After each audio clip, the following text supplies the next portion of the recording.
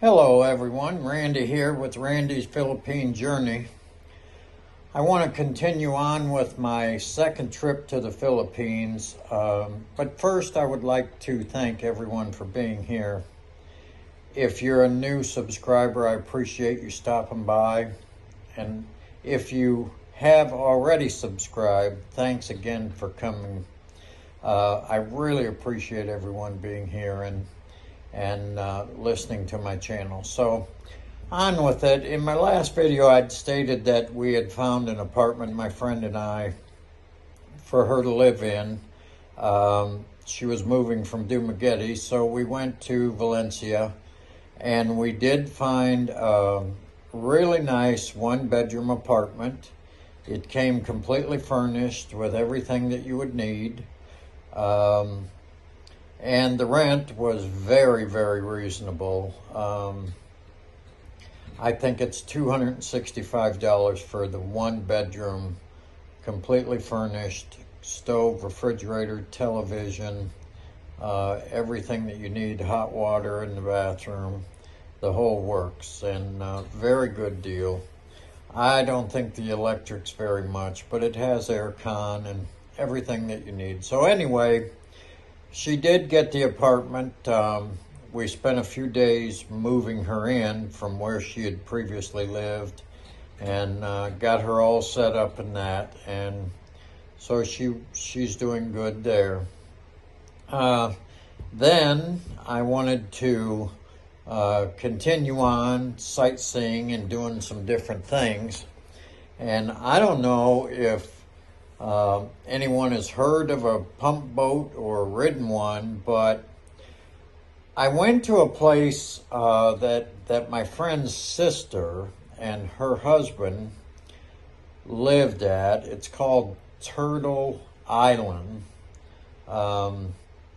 It's just past Dauin and Zamboanga, that area, and then you go up into the mountain a little bit and you're in an area where Turtle Island is. And her sister and her husband live there part-time with his parents who live there.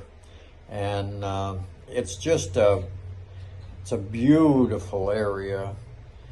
It's kind of tricky to get to it, but we did get to it, and we got there and they invited us to take a pump boat ride to Turtle Island, and so that's what we did. And it's just so cool. I mean, the pump boat, it's just somewhat a small boat with arms on it that keep the boat steady, and it has a motor that they operate. And so anyway, we end up on Turtle Island.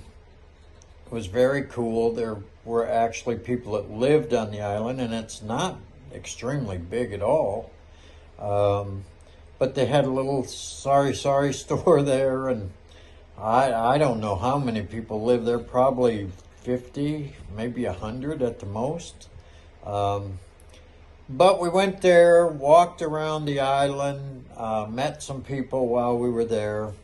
And before we knew it, here these friends that we had went to see, they brought the pump boat back over to the island with lunch for us.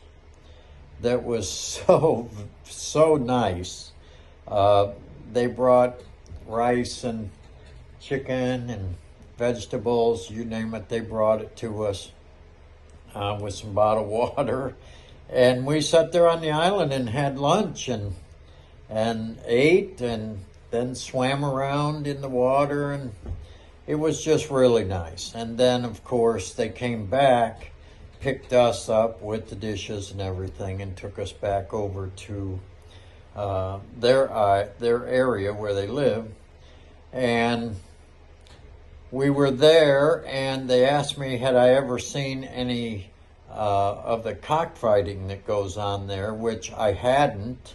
Um, there's several cockfighting arenas in Dumaguete and Valencia and all the different areas. They all have cockfighting arenas, but I had never been to one or didn't even know how it works. But these guys, they showed me, because they have these birds that they put in the fight, and so they took two of them off of their stand. It's kind of funny. They have a like a bicycle tire or something on a pole, and then this bird is tied to that pole, and they perch on that rubber tire until, I don't know, they sleep there, they eat there, whatever the case. But anyway, they took two of them off and showed me how they start these birds fighting, cockfighting, and it was unbelievable. I couldn't believe it. Now, the birds didn't keep them going until the object, I guess, in cockfighting is one dies and whoever's bird lives is the winner or whatever, however it goes. But at any rate, they showed me how they start and how it works, and it was pretty impressive.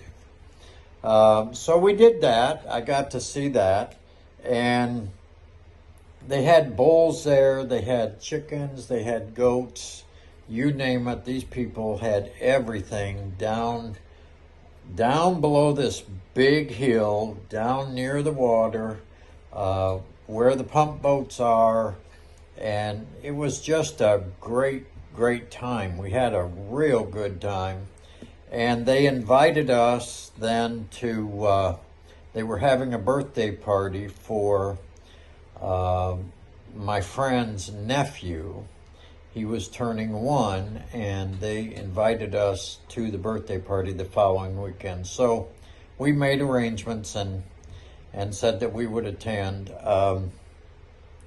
They took us back up the hill to our car, or to my car that was parked up this hill at a Sorry store, and took us to my car, and then we drove back down the mountain and back to Valencia. But that was just a really great time. The next day, got up, of course. We went to breakfast. I went to the Airbnb. I slept and then went back and picked my friend up at the apartment. We went and had something for breakfast, and then we were out again the next day. We went to the town of Dauin, which is a very nice town. Not too far, maybe 20 minutes from Valencia, half hour from Dumaguete, I guess. It's a very nice town. It's very near the water. It's on the ocean pretty much, and they have everything there. We went down around the water, had lunch at one of the resort restaurants there, and hung out on the beach and watched the people. They were net fishing. Several people, like 15, 20 people. They would put this huge net, take a pump boat again, and drop this huge net out into a certain area of the water, and then everybody would get together, and together they would work and pull this net back up to shore, and you would have all these fish in this net. It was just really impressive how they do that, and it was very time consuming. I mean, these people, there were ladies out there, there were kids out there, the guys were out there, everybody just grabbing the net at some point and pulling it, and very impressive. There were a couple boats out there doing that, and it was more near the evening time, maybe 4 to 6 o'clock in the evening. Sun was, starting to set, but that was very neat to see how they how they do this fishing with these nets, and I mean that's a big thing there. A lot of people do that, and that's again their culture, and that's how they make a living. They catch these fish, and then obviously they go to market and sell them at the markets that evening or however it works out. But that's one of the beautiful things about the Philippines is these markets that you go to and you see these fish and the seafood, what have you. This is not fish or seafood that has been frozen or kept for any time at all. This fish is fresh. It's been caught that day, morning, evening, afternoon, whatever. It's brought right to the market, and right away it's sold fresh, right out of the water. The chickens are pretty much the same thing. I mean, they raise the chickens. They do what they do to prepare the chicken for sale. They take care of it, get it to the market, and it's sold again. This is fresh, right along with the vegetables that they get, the carrots and the different vegetables, the greens and things that they sell at the market. Again, that's all fresh food. It's just, there's no preservatives, no additives, no fertilizers, no nothing on this food that you eat in the Philippines, which again is another awesome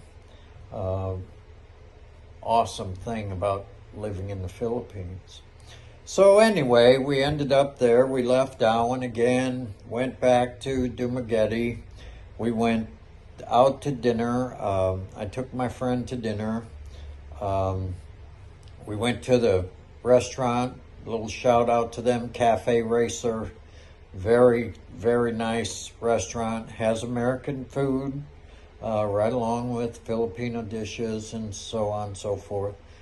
And so we had dinner there and a drink. And then by that time, we're talking 9, 10 o'clock. So I returned her back to the apartment, went to the Airbnb and rest again. And then the next day, we got up and went back to Mango Ranch that I had mentioned.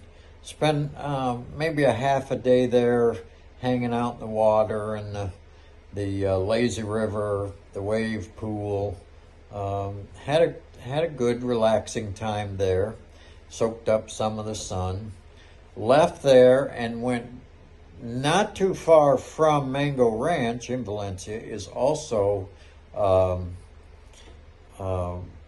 it's a very nice place up on a hill. It's Terra Alta is the name of it. We had been there before.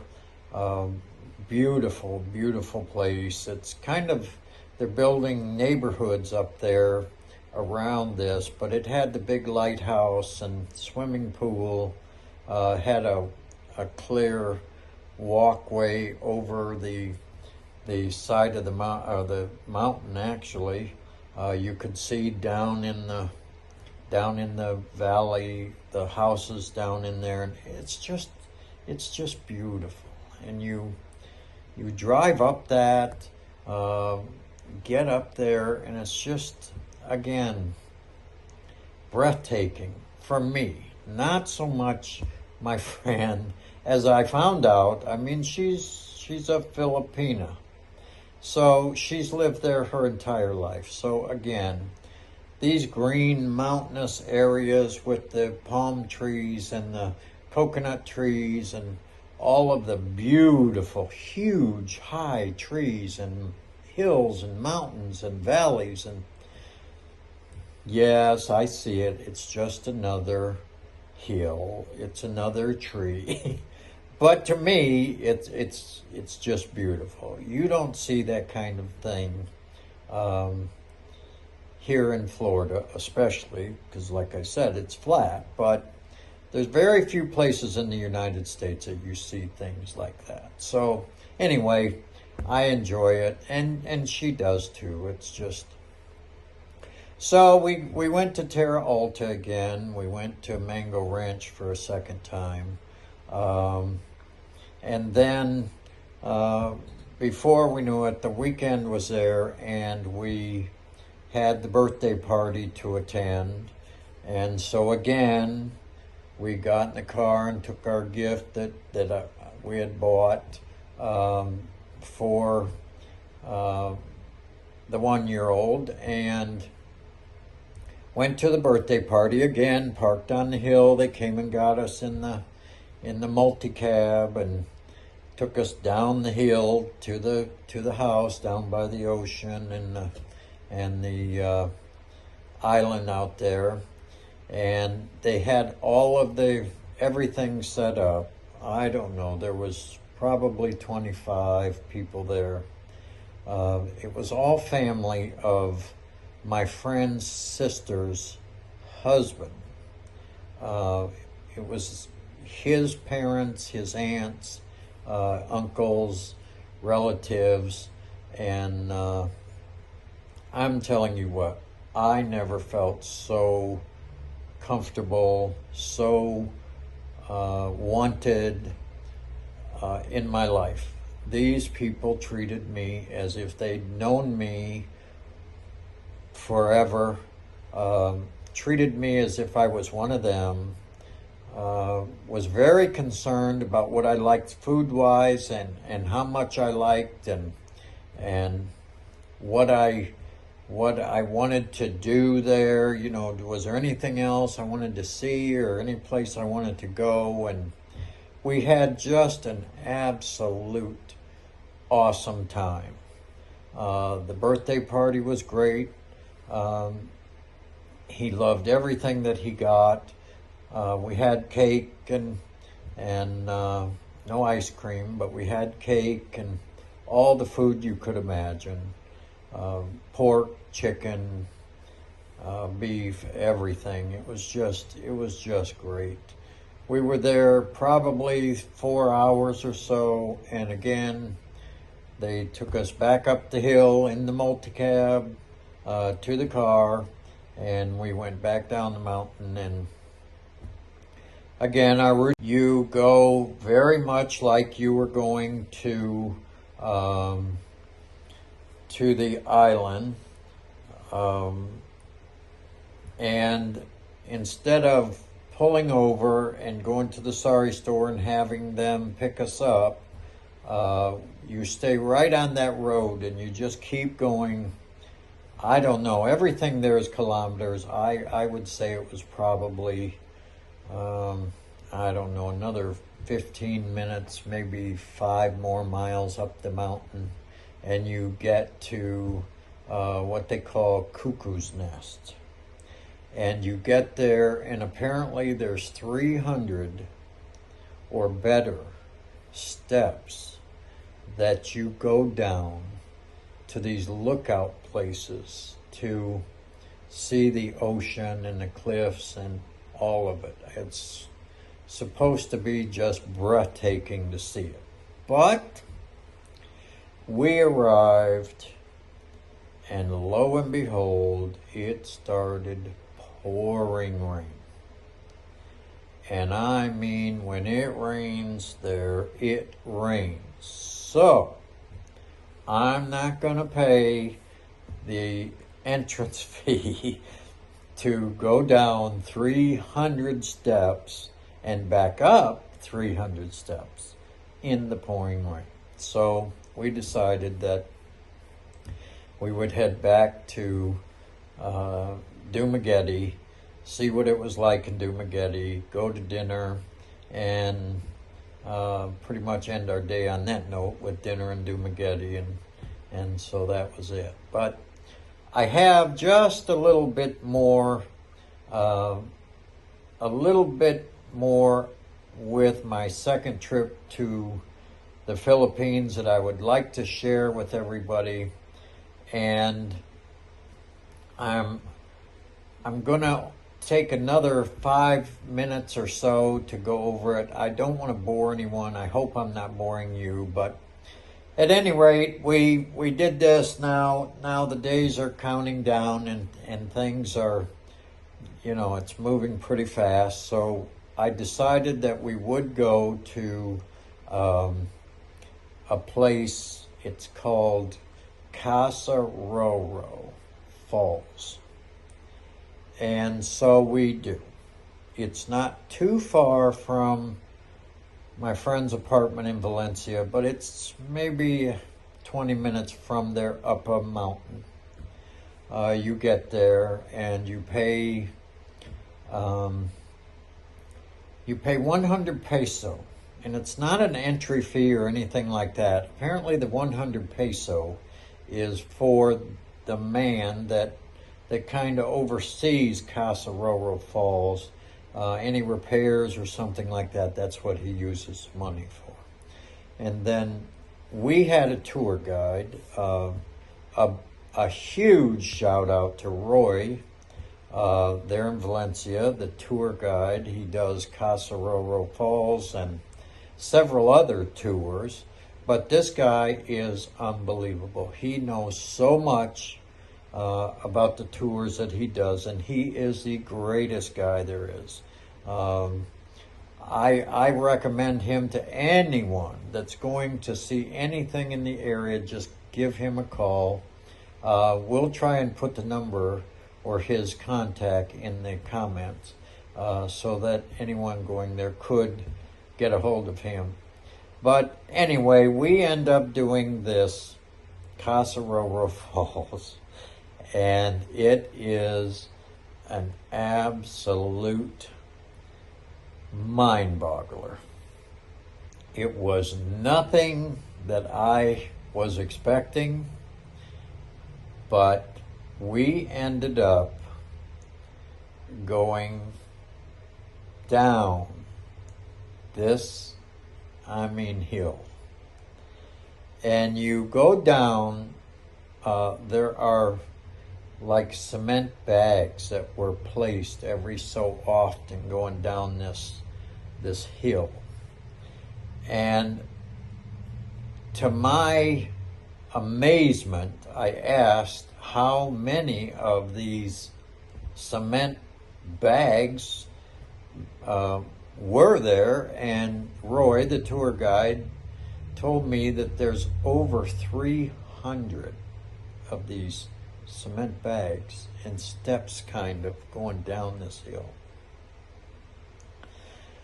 It was unbelievable. We got down there. You get down a certain point, and then you start walking on rocks, and you cross bamboo bridges, and you go up a bamboo ladder, and you just keep going and going, and you see a little fall off on your right, a small fall, and then there were some ponds off on the left that they were full of tilapia. And Roy told us that the man that takes care of that, that's where he gets his food. He eats the tilapia out of that pond. No, they don't allow fishing or anything, but anyway, so we make it. We get to Casaroro Falls, and it's absolutely breathtaking. This waterfall is high, and the water is just pouring over it. And it's just amazing because you stop and think, that water is coming over that thing 365 days a year, 24 hours a day. It never stops. And it's been doing that for who knows how long. But it comes from the mountain that's very close to there and goes through something else and through something else, and then ends up here and comes over that fall goes down into the water, the river bed, follows that for who knows where it goes from there. But it's just mind-boggling how these falls work and the beauty of them.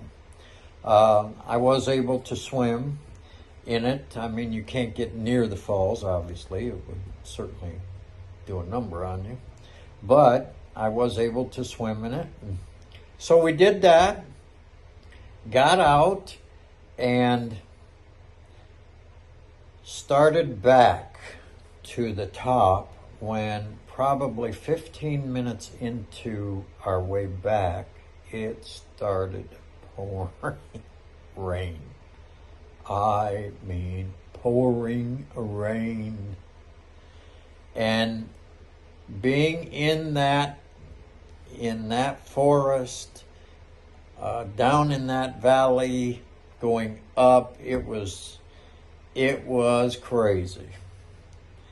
We got over the rocks and we got to those cement bags, so that we still had 300 and some steps to go up that to get back to the car to get out of this rain. It was a driving, pouring rain. We're walking up and this man comes at us. He's coming down the hill, and Roy introduces us to him. I can't remember his name, but anyway, he has some orange rope on his hip. He was coming down as we were going up. He was coming down in that pouring rain. We were going up, and we stopped, and Roy introduced us, and we started talking, and the gentleman asked me how old I was, and I told him I'm 67. And he said, really? And so I said to him, how old are you? And he said, 92. Really? And he said, yes. And Roy, he interrupted him and I talking and told me that that man is the one that put all 300 and some cement bags on this trail that we're coming down and going up on, all by himself. He maintains all of the little bridges and the ladder I talked about, and that rope that he had, that's where he was going. He was going to fix some railing, bamboo railing that had come loose on the trail. He was going to fix it in this pouring rain at 92 years old. I asked the gentleman, what is your secret to a long life? What do you eat? He said, fish and vegetables. That's what he eats. He's the one that gets the tilapia out of those ponds that Roy was talking about. I'm going to put a picture of this man in this video just so you can get an idea of this man. And when you see this, he is 92 years old. And it was just amazing. We made it back up the hill. Took a little bit because going up was a little bit more than going down. But we made it.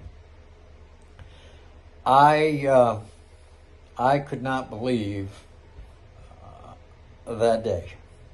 It was just so amazing that man was there. We got to meet him, heard his story, the whole trail situation going down and back up the falls. It was just beautiful. I would recommend that tour with Roy, Casaroro Falls, any day of the week. I just think it was absolutely amazing. So that was the end of that day. Of course, soaked to the bone. We had to go back, shower, try and get cleaned up, clothes, change clothes, for our dinner that evening. Went to Dauin, and went to a restaurant there in Dauin, which was very nice. I don't remember the name of it, but at any rate, had a nice meal, came back, again, dropped her off, went back. And the next day, I had to start preparing to come back to the United States, to Green Cove Springs. And we went down to Dumaguete, to the boulevard that next day, spent pretty much a whole day, and then the sun had went down. We watched the sunset there, walked along the boulevard, and I sat down and I made my mind up that I wanted to come back to the Philippines. I wanted to move to the Philippines. I'd seen enough. I've talked to enough people. I'd ridden the jet boats to Siquijor. We went jet ski. We did so much stuff. Casaroro Falls, all of Alta, Mango Ranch, you name it, we did it. And the people that I met, I started to, my second trip, meet several expats, foreigners at the restaurant there in Valencia. Started talking with the guys and some of the people, met people in Dumaguete, started talking with them. And it made me decide to want to move to the Philippines. And so I didn't say anything to my friend at that particular time. I still wanted to do some thinking and a little more research, whatever. But at any rate, the next day, I had packed up, and my friend and I, we drove the car to the airport where the rental company said to drop the car off, and they would pick it up right there. So that's what we did. I unloaded my luggage and everything. My friend was not allowed into she's not allowed into the airport in Dumaguete. So we said our goodbyes at the airport. I, of course, went in, boarded my Cebu Pacific flight from Dumaguete to Cebu, where I would then spend the night again at Sempner. Great hotel, recommended to anyone. And then, of course, from Cebu, I would then fly again to Tokyo and on to Florida. So that's my second trip, in a nutshell, to the Philippines. And like I said, at this point, I've decided that I want to move to the Philippines. So my next video, I will start with the process now that I've made the decision. I have my beautiful, awesome daughters and other relatives that I'm going to have to tell that I've made my mind up that I want to move to the Philippines. And so I'll start that adventure, and I'll bring you along with me. So again, thank you so much. It's been 35 minutes. I know I don't want to bore you, I promise. Thank you so much for hanging out with me here. Please do come back to my next video. I will be doing it in the next few days or so. And again, thanks again. Please subscribe if you haven't. Leave me a comment. Let me know what you think. I appreciate you. I appreciate everyone that stops by and says hi, and I can't wait to talk to you again. Till then, take care.